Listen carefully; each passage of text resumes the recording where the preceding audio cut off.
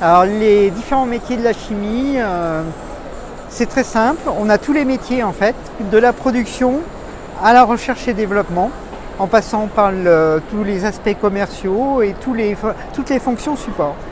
Donc on peut commencer par un bac pro par exemple, pour travailler en tant qu'opérateur de production, jusqu'à des doctorants qui vont travailler dans la recherche et développement. Donc on recrute sur tous les métiers, que ce soit laboratoire, recherche et développement, production. Le tout est très clairement d'avoir un savoir-être particulier.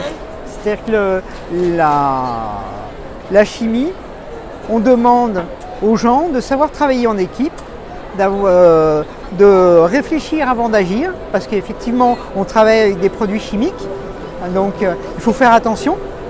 On a une haute vision sur la sécurité, c'est véritablement la priorité numéro 1. Donc on partage cette priorité avec les salariés et les futurs salariés de la chimie.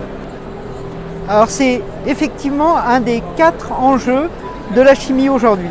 C'est-à-dire qu'on a la transition énergétique, avec tous les phénomènes que l'on connaît.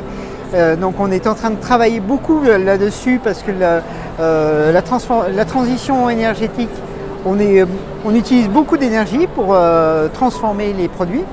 Par contre, l'aspect digital est un des points majeurs chez nous.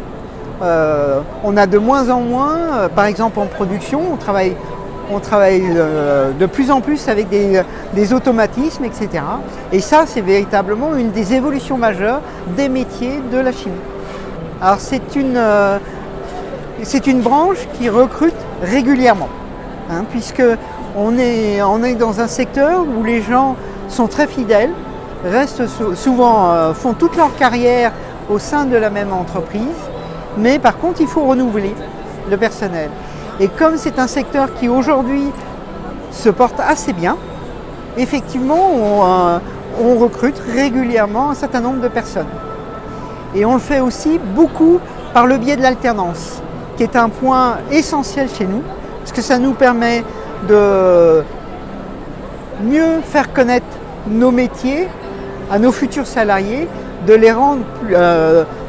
leur montrer un peu les contraintes, les avantages, les bénéfices de nos métiers et de les rendre plus rapidement opérationnels.